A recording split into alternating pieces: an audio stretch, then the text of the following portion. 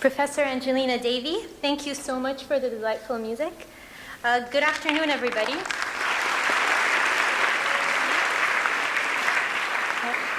Good afternoon. My name is Rem Koolhaas, and I'm the president of the American Institute of Architecture students here at AUS. We would like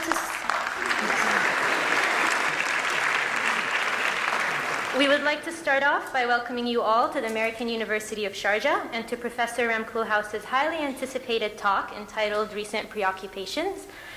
We are honored and thankful to have Professor Koolhaas here with us today. We would like to express our gratitude for the Abu Dhabi Music and Arts Foundation, whose generous support made this talk possible. This was organized by AIAS and is part of ADMAF's Abu Dhabi Festival. We are thankful for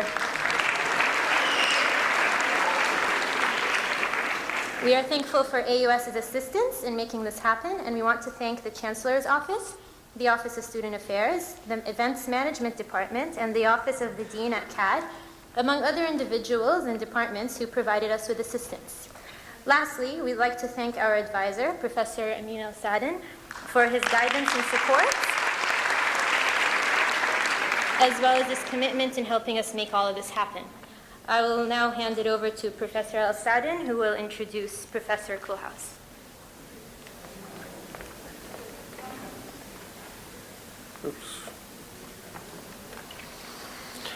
Good afternoon. My name is Amin Al-Sadin, and I'm a professor at the College of Architecture, Art and Design at AUS. I'm also the advisor of AIS, the student group responsible for organizing this lecture. I express our deep gratitude to the institutions and departments just mentioned, and on behalf of AUS faculty and students, I would like to thank AIS for their tireless efforts, and in particular President Rem Koolhaas, who has been the driving force behind this event today. It is a distinct honor to have Professor Rem Koolhaas here at AUS to share with us, yes.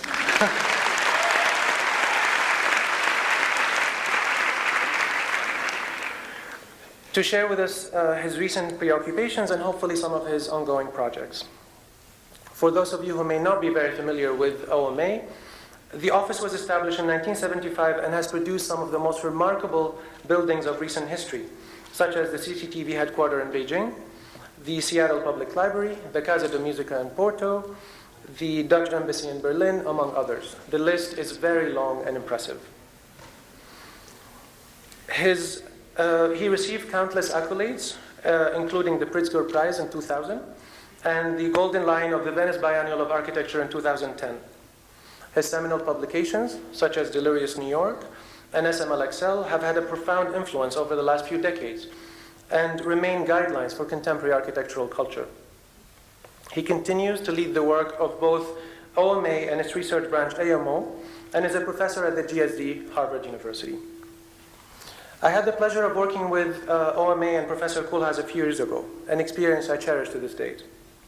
Constantly critical, infectiously ambitious, and relentlessly passionate and dedicated to the discipline, there was not a day without valuable lessons to learn from Professor Koolhaas. He was always open to dissent, had a voracious appetite for alternative views and unconventional solutions, and capable of making the most unlikely combinations and exhilarating and resounding success. Although his work can sometimes be controversial, I came to realize that he always approaches his projects with the best of intentions, and that the real impact is often appreciated with time. Indeed, Koolhaas is ahead of his time, and he has been setting the tone for many of our recent conversations about architecture. It is a privilege to see him here and to hear him speak one more time. Without further ado, please join me in welcoming Professor Rem Koolhaas.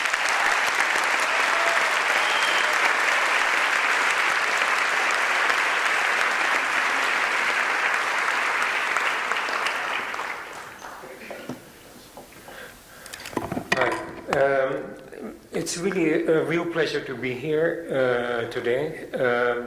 And actually, given the fact that I'm in the region almost every 6 weeks, I think it should not be as rare as it actually is, because I have a particular interest for this region, and Therefore, more communication would be kind of welcomed also by me. The title of the lecture is Recent Preoccupations, and I'm in a kind of difficult situation every time because there are so many preoccupations that in a way I can choose in many different directions. And for this lecture I decided to kind of focus on work, on recent work, and therefore not burden you with kind of some of the more either political considerations or intellectual kind of efforts we are producing with our other office, AMO. But I want to introduce you to begin with a kind of really very, very brief autobiographical note, and simply to introduce you to what extent the person that I am has been shaped by forces completely beyond my control. In other words, every person is a product of his time, and so am I. And therefore I say that simply to temper kind of some of the expectations of uniqueness and originality. I think I was very lucky to be born in this situation. And I say very lucky. This is Rotterdam in 1944, the year I was born. And as you can see, it's not barely a city, it is a ruin. And I think being born in a ruin and growing up in ruins is somehow very good for your character. And one of the best things about it is, of course, that it uses you at a very early age at the kind of phenomenon of change, and also confronts you with a very drastic range of what life can be and what life can offer. My generation grew up in the 60s, and in Europe and America we are called the generation of 68. We were supposedly revolutionaries, and kind of, to some extent it was true. We tried to overthrow the government in France, and in every country from America to Europe there were lots of protests and upheavals. And therefore, at the time I was not necessarily part of the protest, but I worked as a journalist, so I was in that sense involved in this kind of image, which is kind of May 68 in Paris.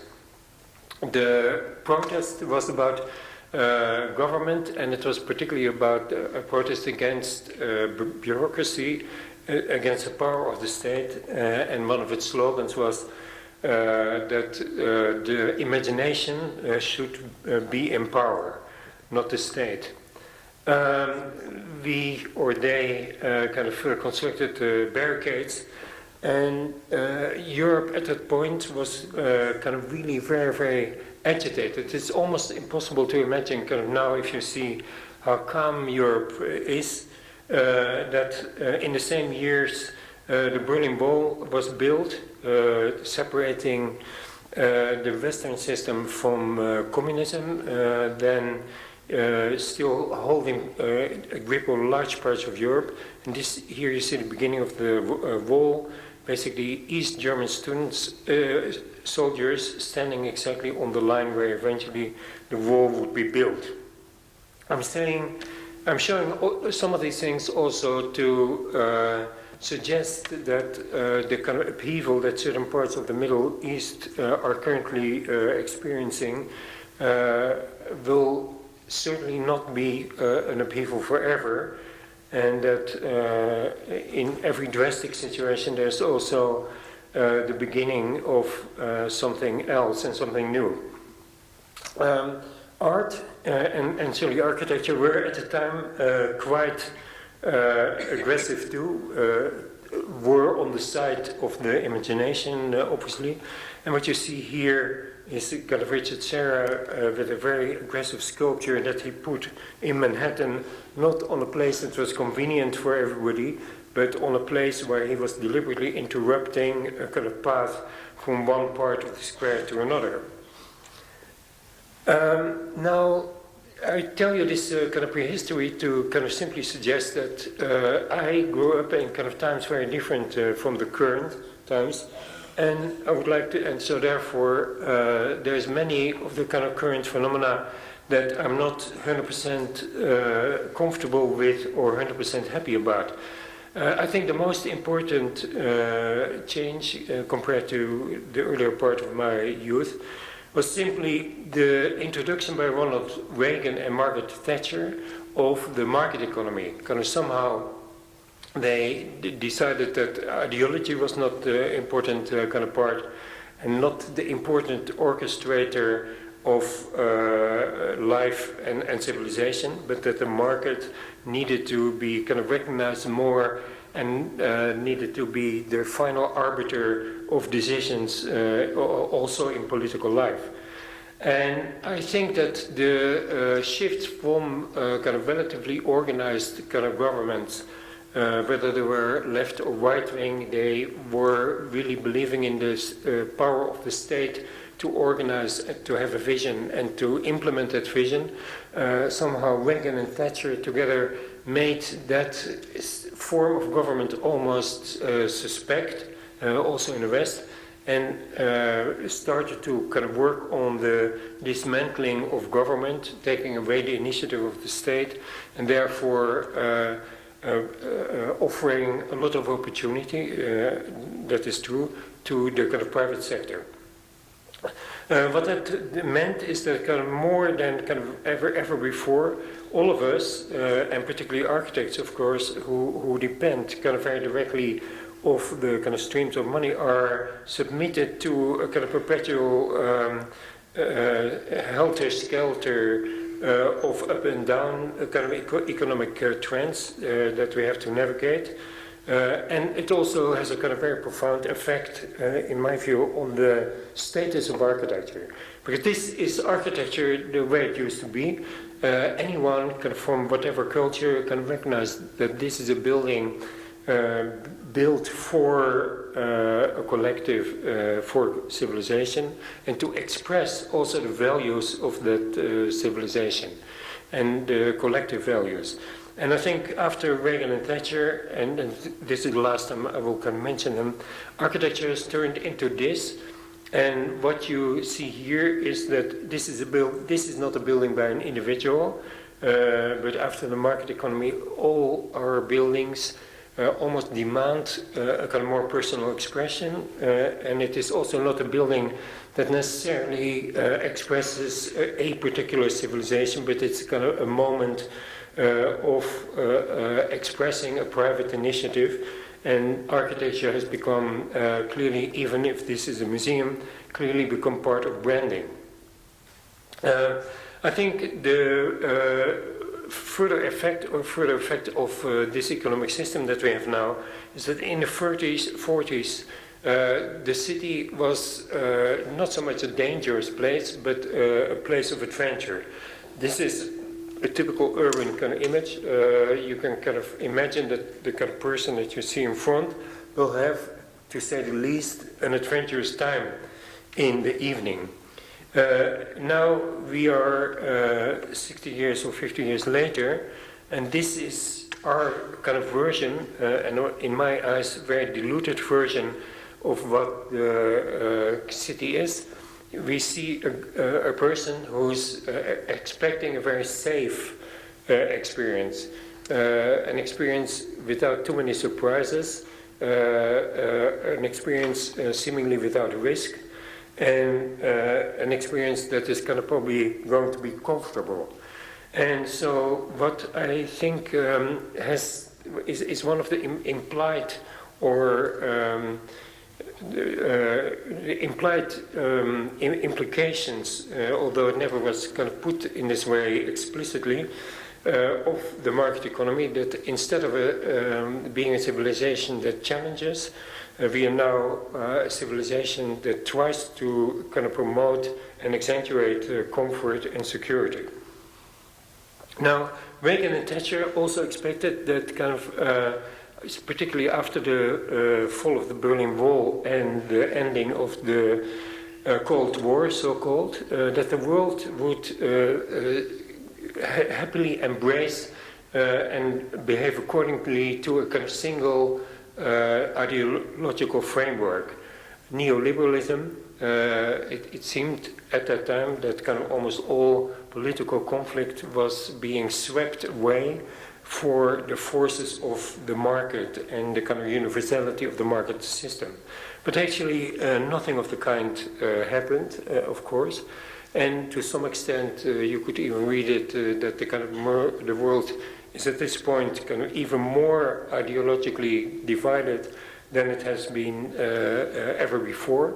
Or maybe I should rephrase that, it's maybe no longer kind of ideological divisions, but certainly compared to the ending of the last century, we are seeing an explosion of conflict for whatever reason, and no longer this expectation of homogeneity. And this is an old Greek representation of the map of the world, and the blue dots are, sorry for the light, you don't really see them. This is Europe, you can recognize the kind of Middle East here, and this is Asia. And the blue dots are the places where we are working.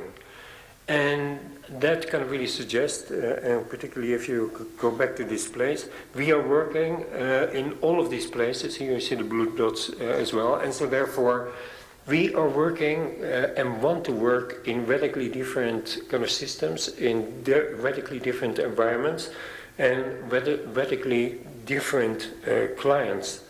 Because I think that this is the first moment in history that architects are able to have this range.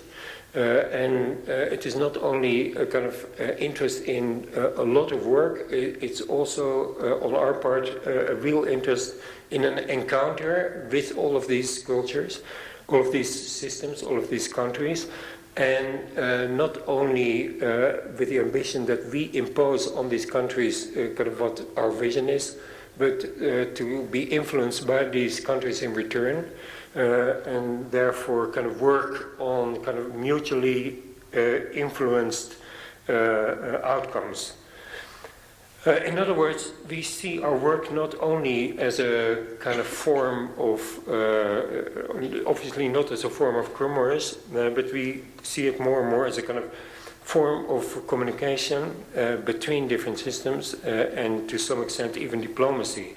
We are involved in all these countries, and therefore issues that constantly come up and that typically kind of represent the kind of European point of view in all our work need to be kind of continuously renegotiated, kind of redefined, and in certain cases we feel ourselves more the ambassadors of these other countries in Europe and the defenders of these countries rather than kind of Europeans who are operating in the world.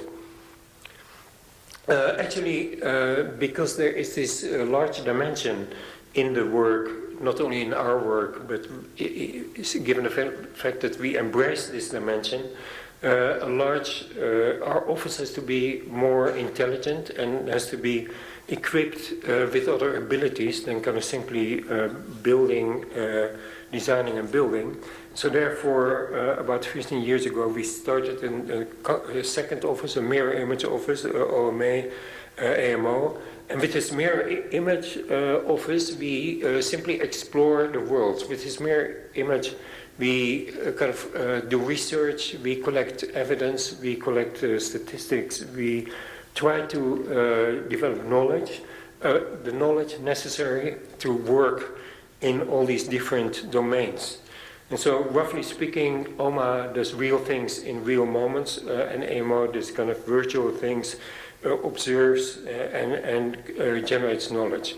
That means that everyone who is part of our circle, our inner circle, and that includes very often clients, becomes part of a kind of network where this knowledge creation is foregrounded and continuously updated also, because obviously the kind of changes are very immediate. It also means, and this is definitely not a kind of form of imperialism, but more a form of nuance or wanting to be kind of precise in different contexts. Therefore, we have offices in America, Europe, in the Middle East, in China and Hong Kong. And we have a partnership that we try to keep as diverse as possible. And the implication of that partnership is that, of course, the partners are talented and have individual talents, but we kind of pool the intelligence into a larger whole. This is not a photo of cute architects, but for me, the important thing is kind of really to look at the nationalities and to see that kind of the way architecture offices are currently structured. They are almost like kind of UN, mini UN. We have in the office about 400 collaborators from 45 nationalities, and therefore there's not a single project that is kind of produced by a single nationality. And that is deliberate also, so that in each case we have the kind of people that actually know the culture, and also people that are unfamiliar with the culture, so that there is that kind of friction between the two. I now want to kind of simply show you a series of projects, and also kind of be very open in terms of what those projects meant for me and how they were received. And I will start with CCTV, because in a way that is the kind of work that illustrates perhaps best our ambitions, but also it illustrates best the kind of misunderstandings that can be generous ambitions. CCTV is a building for Central China State Television, Central China Television, and it was in a future business quarter of Beijing where 400 skyscrapers would be built. And basically, I hated the idea of simply adding another tall building, so we tried to do a building that is actually kind of trying to not be repeat the egotism of a skyscraper, which is simply kind of exploiting the value of a particular site, but to do a building that actually generates a place in itself. The shape was unusual, but actually it was more importantly a diagram of organization where all the studios of the television were built as a kind of podium. One tower was used for broadcasting, one tower for creative activities, and one section for management. And you see in kind of pink something that was introduced in China for the first time, i.e. a path where the Chinese public can actually witness all the components of television making in their own country. So the diagram was kind of for us obviously much more important than the kind of so-called iconic kind of shape. We emphasize and still emphasize always, how buildings work rather than how they look. Anyway, this was our winning design, but very soon, kind of basically, I was told that maybe for the Chinese leaders, it was not easy to imagine that a solid building, this was made out of plaster, would actually represent a building that could be used. So I was asked, kind of almost overnight, in Beijing to build a transparent version of the model. And so that, and as you can see, the conditions in Beijing, particularly at that time, were kind of much rougher. And you also kind of probably can see how wonderful it is to participate on all those levels of a political adventure, political architectural adventure. So here is the kind of version of the model showing very clearly the kind of path for the public. We work together with Over Arab a lot, an engineering firm that is actually very adventurous, almost kind of as adventurous as we are. And basically here they calculated on the kind of skin the stresses that would happen and be induced by this particular form. And kind of basically that became an important part of the entire articulation of CCTV, because we decided not to reinforce the place at the biggest stresses, but simply to double the external grid. So here you see the patches of the kind of skin that have to work hardest, and to eliminate structure in the places that did not have to work particularly hard. So we introduced a kind of seeming irregularity and even kind of seeming randomness over the facade with this design, but actually it was very strictly kind of scientific. And that then became the first really crucial part of the whole process, the whole procedure of CCTV, but also the whole adventure, an engagement with the scientific establishment of China at the time, 2002, that was still completely dedicated to very straightforward structural logic, where you would take a load and try to find the quickest path to the ground. So in a number of sessions that were spread over over a year and a half, we needed to convince them that our kind of thinking, which was actually enabled by the kind of fastest and newest kind of computers that were not there yet in China, that it could work in China. So a very crucial part of our task has been an exchange about different norms and different regulations that Chinese architects after us could use. So I consider that a kind of very important part of our ambition, our mission, but also of our achievement. So here we were forced to know the kind of structure so incredibly well, the behavior of every single part, that we had even calculated that the kind of moment that the two halves could be connected actually depended on time in the 24-hour cycle. Because these two halves were not kind of oriented exactly the same to the sun. So basically in the day they collected heat in different ways and at different expansion coefficients. So the connection between these two more or less identical halves could only happen early in the morning when both halves had cooled sufficiently. So here you see the moment of junction, for which there was kind of really a 15-minute period, and after that the kind of the expansion, the asymmetrical expansion of the two halves would set in.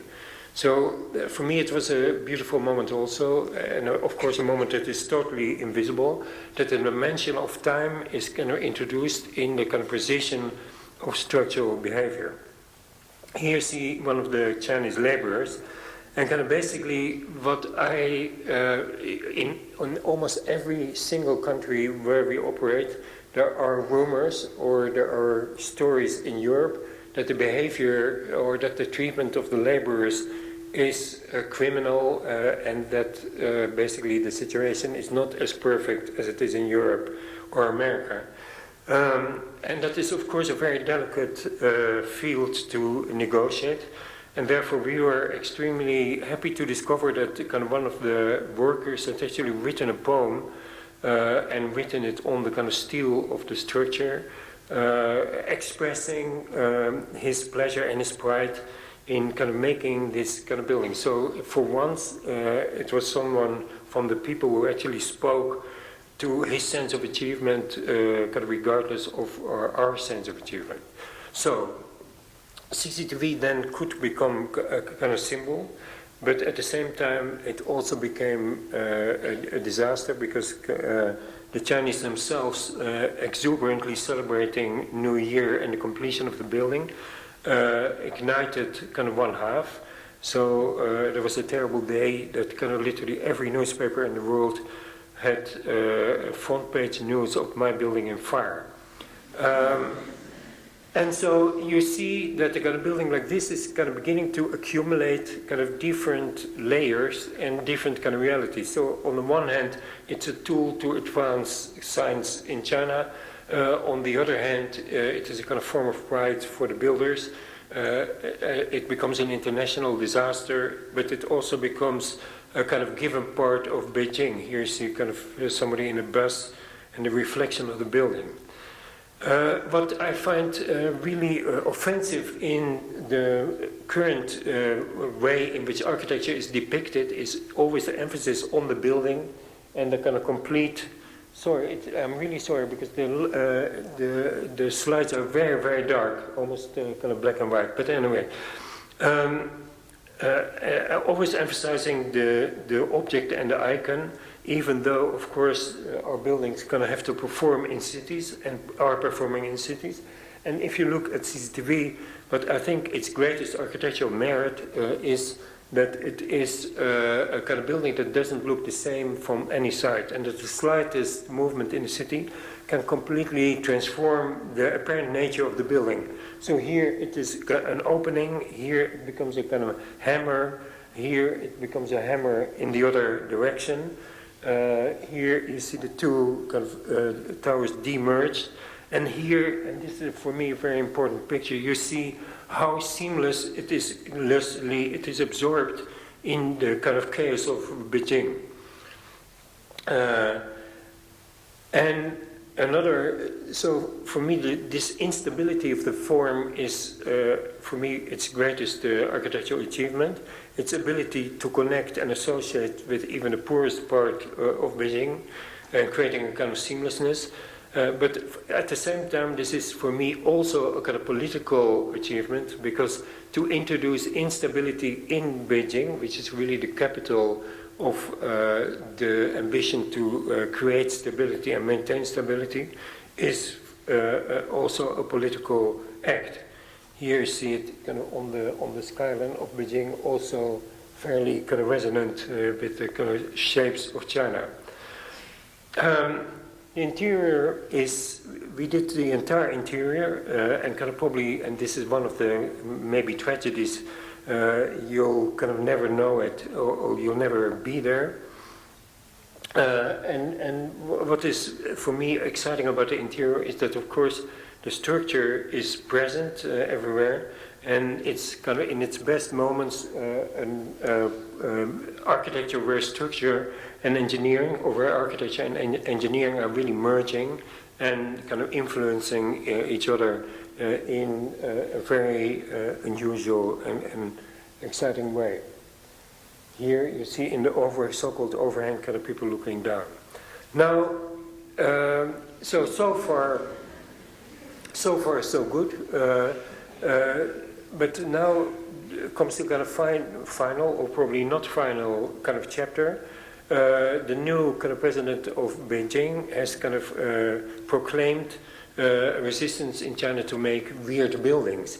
There is some debate whether he actually mentioned our building, and according to people present, he didn't, but kind of somehow the name weird building kind of became inevitably associated with this building.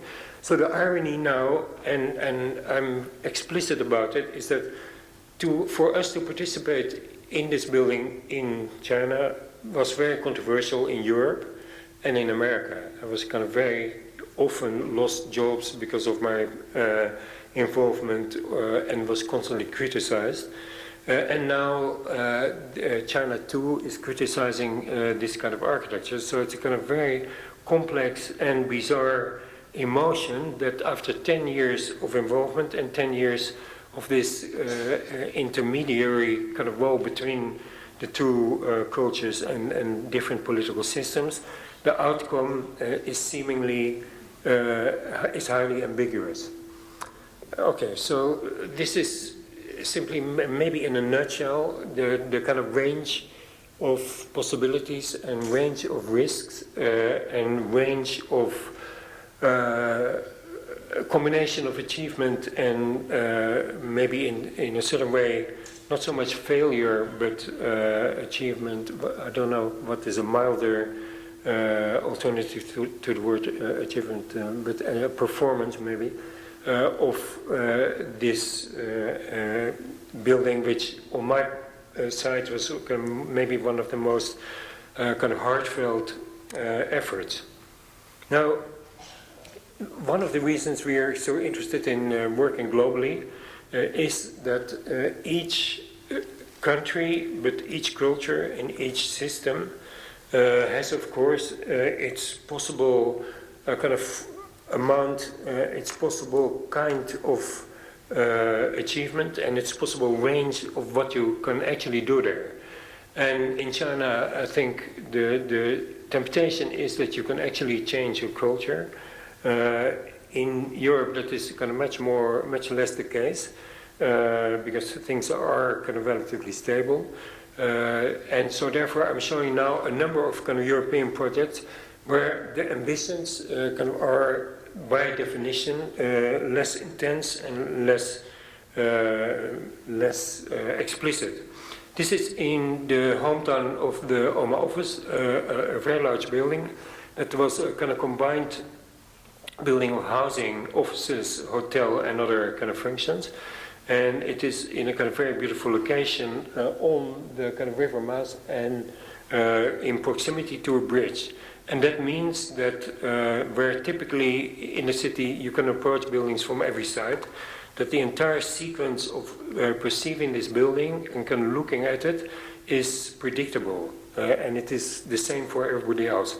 And so the building was designed to kind of exploit that kind of unique condition. And furthermore, it was a building for developers, and the developers could never make up their mind about the best composition of the program. It's a very large building, 180,000 square meters, very unusual for Europe. So they could never figure out the hotel should be this big, the housing that big, the offices that big. So in the end, we basically divided the building in kind of blocks and told them, okay, whatever you decide, we can kind of put it together in a kind of particular way that always works. And so we used their indecisiveness as a module for our design. And therefore, the instability of we could achieve something kind of similar to China, a design, again, that is never the same from any angle. It is a kind of wall of building that has a number of perforations, so you can see also the sky. And of course, Holland is a kind of climate that is much more unstable. It has few good days and many bad days. So for that reason, the effect of the weather and the atmosphere on the building is kind of really huge. And we made the building in itself quite abstract and gray so that it would exploit those differences to the maximum. So here you see this kind of predictable approach. And so here I think that the ambitions of the building are limited, but still on their own terms I think the effects and the achievement of the building is clear. I'm actually wondering whether it makes sense with this to continue. It is so dark. Is there any way to make the light stronger? Because it seems as if it's only working on one light. Yeah? Can somebody look? Yeah, turn at least the lights off, because I think that will be off. Yeah, completely off, also in the auditorium.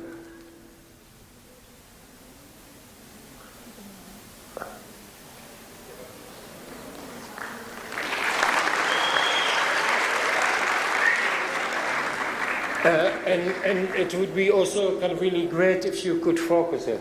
Huh?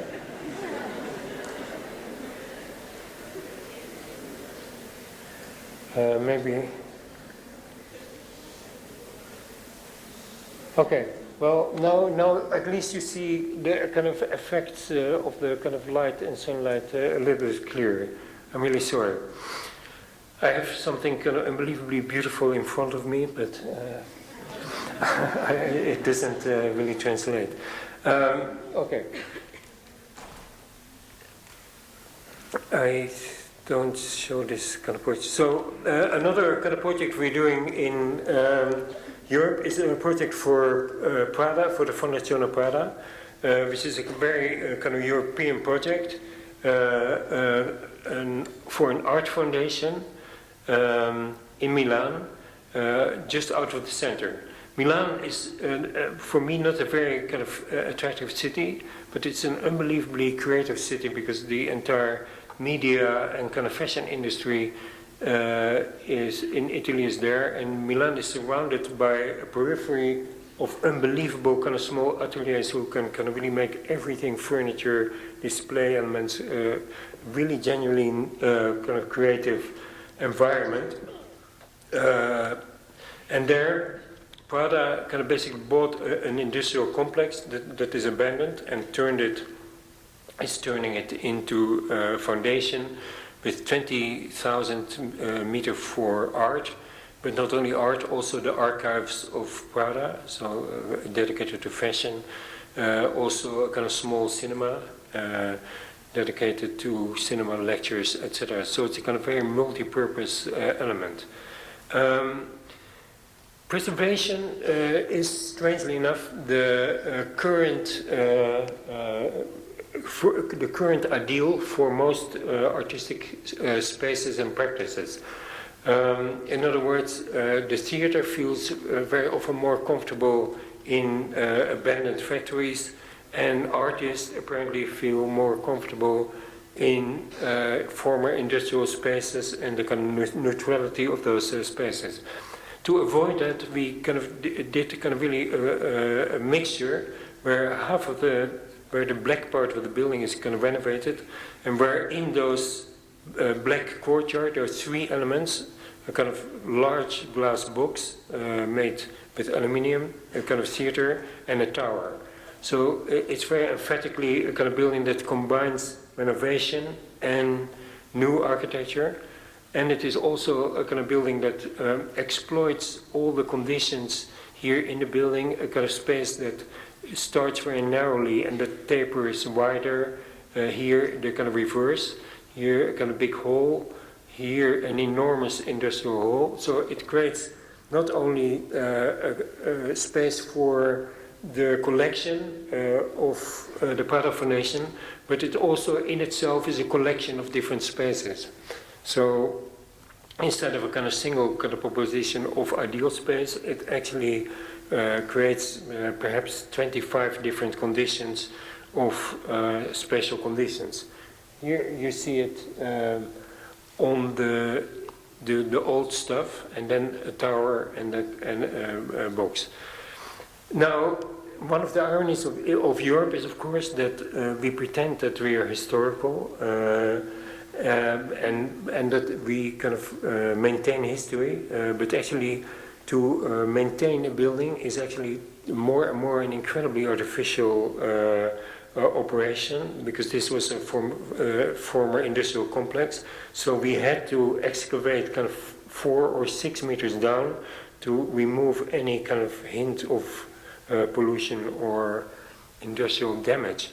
So actually most of the history that you see in Europe is kind of treated like this or propped up, and that makes it quite difficult to actually still believe in the kind of integrity of history, and it becomes kind of more and more a kind of composition of oldish or quasi-old and actually new kind of elements there. You see one of the elements in the on how things look. But we have, of course, also participated in it. So I absolutely want to kind of make it very, very clear that I respect Frank Gehry, and that totally, actually very much, and that this is not a condition that where he is the star architect and we are not. We are deeply aware that that is the current perception, and that there's quite little you can do about it also, because we can kind of write hundreds of books, we can develop hundreds of kind of intellectual arguments. Kind of this label is for the time being stuck until kind of critics and the public get bored with it, or what the danger, of course, of the label is that it's also a kind of massive reduction of what the architecture can do. And therefore very threatening not only for architects but also for the public at large, because it now basically assumes that it is being serviced by architects that kind of create spectacle, that don't respect inhabitants, that don't care for context, that walk over the interest of the client, and that are extremely expensive. And that caricature I actually have never encountered, even among my most elevated colleagues. So I think it's a very dangerous and tragic label, but fortunately I think that its usage is getting a little bit less in my perception. Okay, we have a question over here.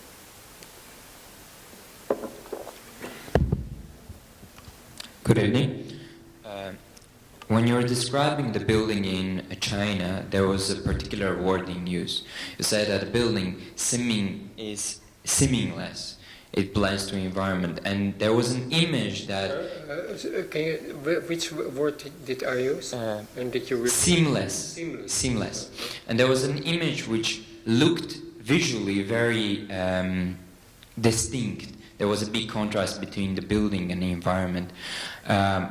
I would like to maybe elaborate what that seamless means. Okay. I think I was talking about how the building was absorbed kind of seamlessly by its environment. I think that the word context and the word relationship, I think, are need kind of very urgent redefinition and need a kind of much more intelligent thinking, because I think there are various inevitabilities.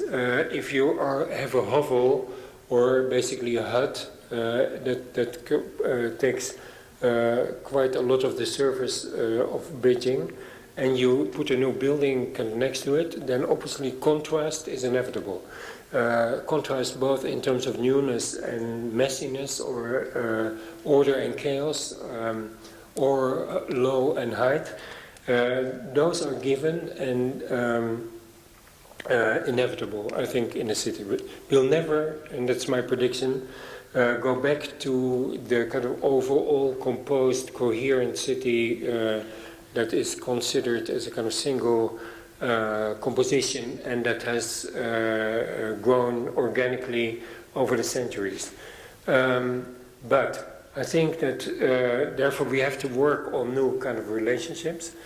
And what I find striking, and I totally admit it's nothing more than my own opinion, is that kind of the pattern of CCTV that is actually a diagram of kind of forces and therefore very mathematical, plus the fact that the building is tilted and not entirely rectangular, and the fact that there are kind of some sloping kind of roof lines, although I didn't kind of introduce them to make the building more Chinese, that they have the effect of creating kind of connection and association with whatever context that surrounds the building.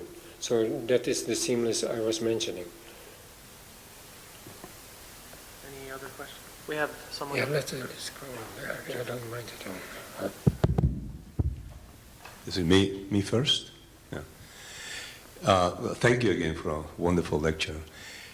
You seem to have strong views against market capitalism or market consumerism and its apparent discontents or negative consequences.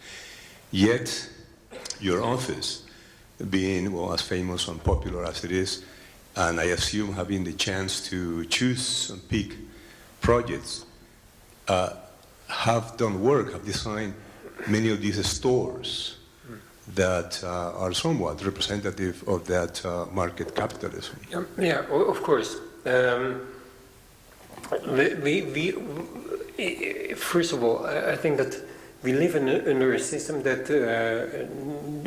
that proclaims itself as inevitable and as the ultimate last system, and therefore I'm not some kind of Don Quixote who kind of is running against that kind of system and kind of basically criticizing it and therefore claiming to either try to exclude themselves from it or to be against it. I mean, it is for the moment a kind of pretty pervasive, pretty hard to avoid economic world, and so therefore we remain critical, but we would also be critical, kind of presumably, if we were working in a kind of highly regulated state. So I think that it starts with criticality, and I would suggest that criticality is a very good base for any architecture. So it starts with criticality, and kind of because market economy is the current system, we criticize it, but we also clearly make every effort to work within it. Every effort to, on the one hand, kind of find oasis away from it. On the other hand, to see what kind of creativity can be developed inside it. And our work for Prada is kind of very pervasive. It goes kind of from making shops to design all their fashion shows to do their advertising. And for me that has been actually a form of engagement with the system, where we have tried systematically what you can do with it, where you can take it, and also how you can kind of avoid the kind of exhaustion of a system or the exhaustion of a brand that is the typical kind of result of a, let's say, wholesale surrender to the system.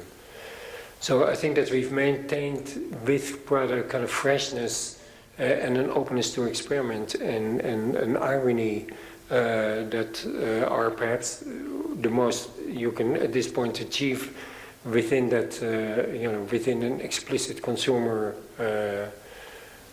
organization. Apart from the fact that, of course, there's also this kind of cultural thing.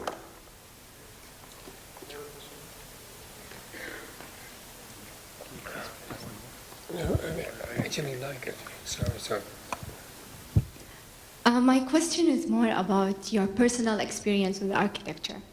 Like, your work is amazing. And I just want to know that, did you have like any doubts toward architecture through your career? Like, did you reach a point where you were like, I don't want architecture, I want to try something else? Well, I think that's why I was kind of hinting in a certain way about my autobiography. I think that from 18 to 25 I was a journalist, and then kind of suddenly when I was 25 I had a kind of bolt of lightning telling me to be an architect. Really slightly ridiculous, but I really could not avoid it after that moment. So I went to school, and I finished school when I was 30, and then I wrote a book about New York and published it when I was 35. So I actually wasted a lot of time before I actually entered architecture, and I think that if there's one thing which I think is kind of tragic in your generation, is that you're not wasting time. I think that wasting time is absolutely the most important thing and background for an architect. And today,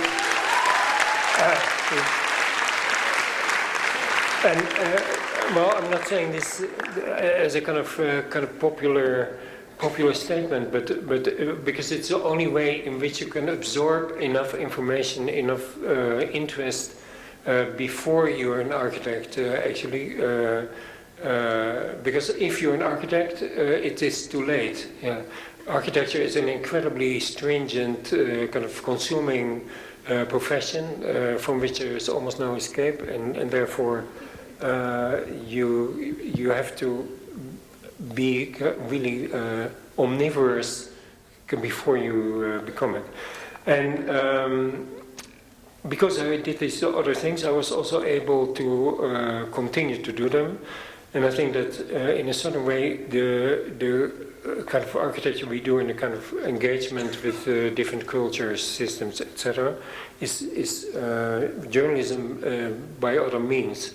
And it's still, I think, the essential journalistic impulse of interest, or almost interest in anything, that kind of enables us to pursue it through the act of building. and through the process of building. Because what of course you never see is that, and that is one thing that I think is undeniably great about architecture. I'm typically not so positive in public about architecture, but one thing which I really think is great about architecture is that once you build, there is a fantastic engagement with the reality, with mud, with dust, with dirt, with kind of totally raw circumstances, with danger that comes from simply building and being in the places where you build. I mean, in Doha, I've kind of been in sort of places in the summer where you have to walk to the 11th floor in 50 degrees Celsius, and it's possible and actually very exciting. And also, of course, the interaction with anyone who then you surround and work with. Yes, here. You mentioned this issue of criticality, and in relation to the notion of irony, that establishes a distance. You used the word political a few times. Could you perhaps comment, do you think that architecture has the potential for establishing a political position through subversion? Well, I think that was the basic thesis of my generation.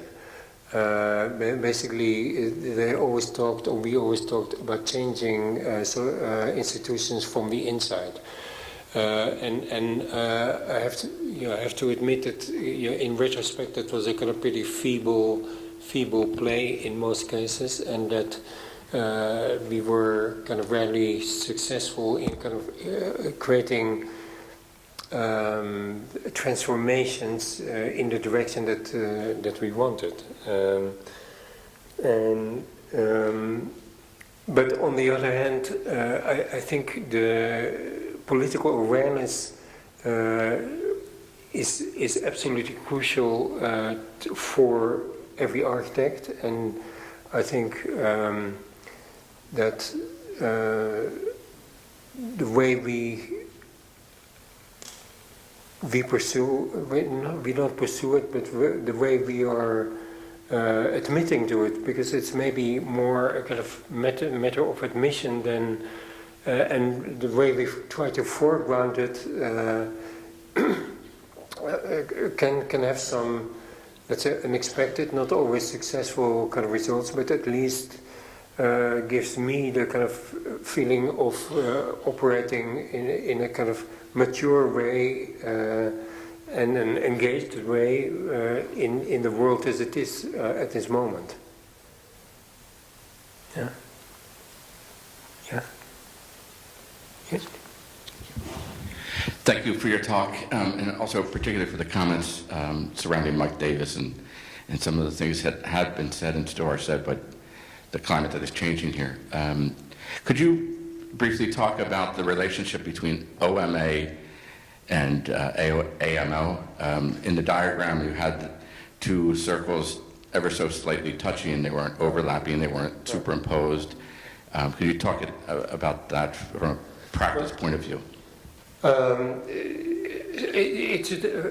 I think first of all, the office is a kind of totally is in constant change. The world is changing so fast that the moment you consider that this is the office, you're lost. So we have been kind of radically morphing the office from one condition into another, and the kind of process of change is kind of really so constant that it becomes the driving energy behind all the conversations we have in the office. So it's a given, and I think that we've embraced it, and that we've used it also to pursue kind of relevance wherever it takes us.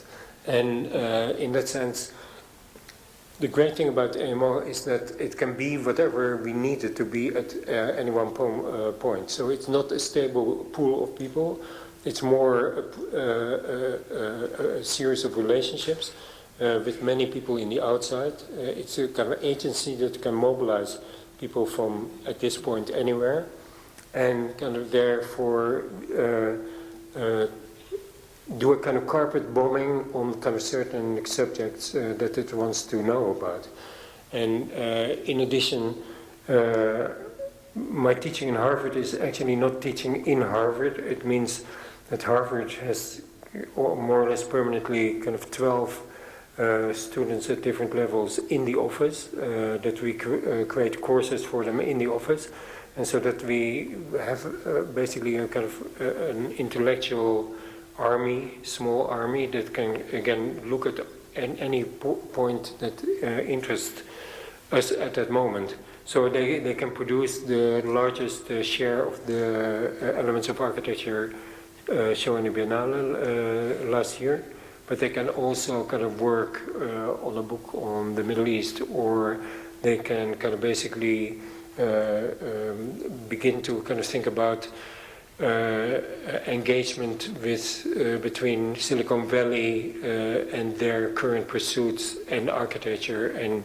try to see whether there are kind of certain products we could develop. So it's kind of the versatility and in a way shapelessness of it is perhaps the most important part, because of course architecture, you know, if it's ongoing, needs kind of more stability and more organization. Thank you for your talk, Professor. My question comes as a result of your slides earlier about the politics and the protests. So how do you seem to integrate architecture with such situations, or architecture with politics?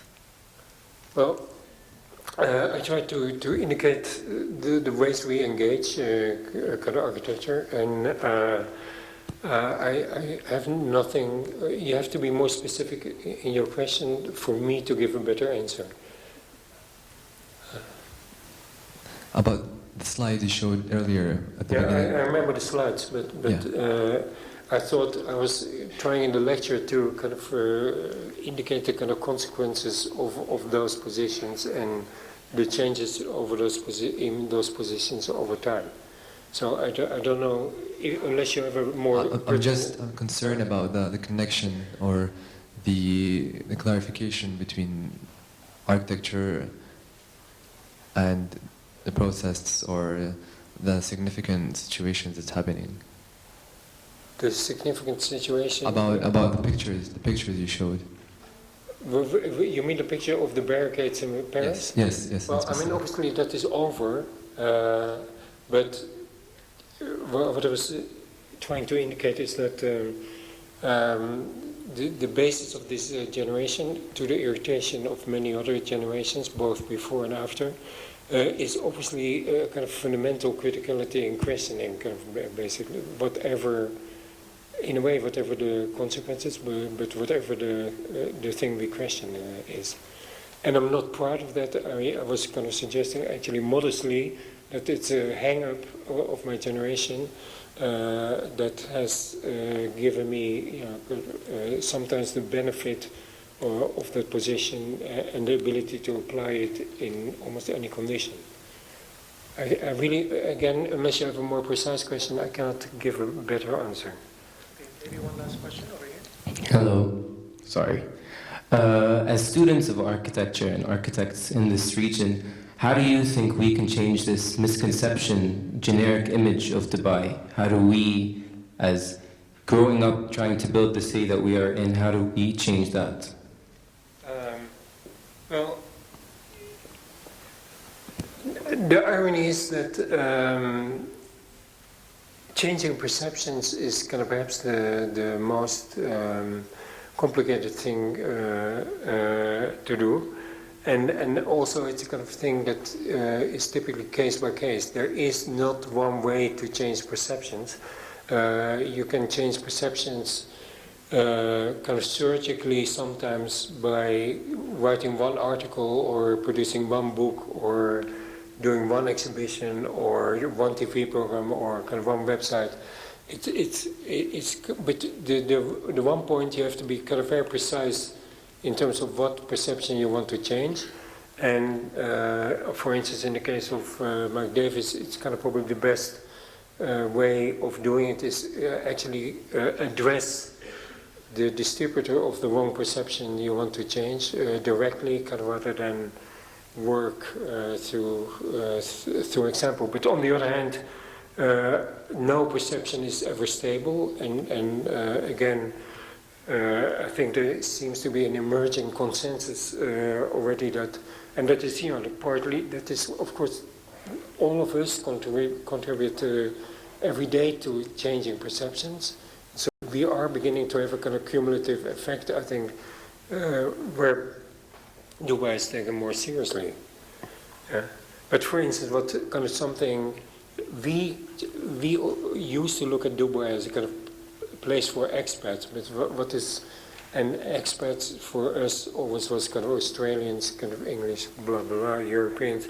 But and that is of course also kind of political kind of issue, the enormous amount of kind of people from Iran, from India, from all these, other surrounding territories, are becoming kind of much more evident and much more clear what the actual role of Dubai is.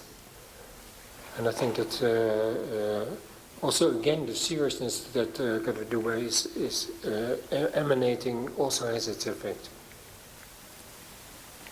Okay, thank you.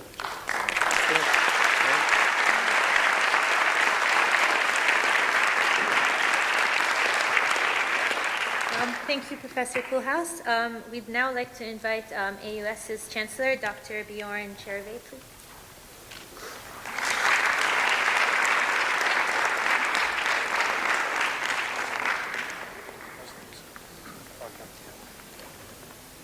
Rima and the students of AIAS, congratulations for putting on this event today.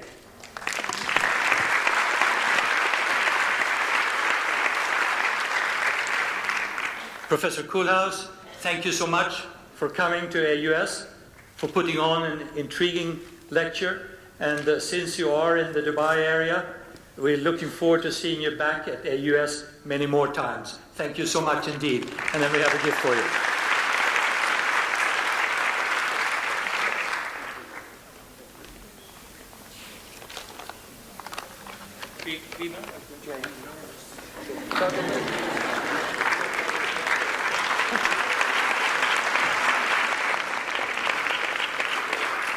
Okay, thank you. Just one more thing, we have a surprise for you as a token of our appreciation and to celebrate your influential books, SML Excel.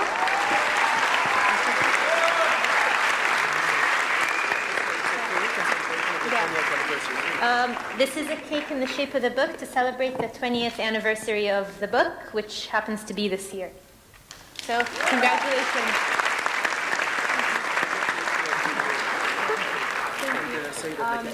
We will continue. We will celebrate this occasion in CAD at 5 o'clock, and we'll have some cake there. So please be there at 5. Thank you. Thank you.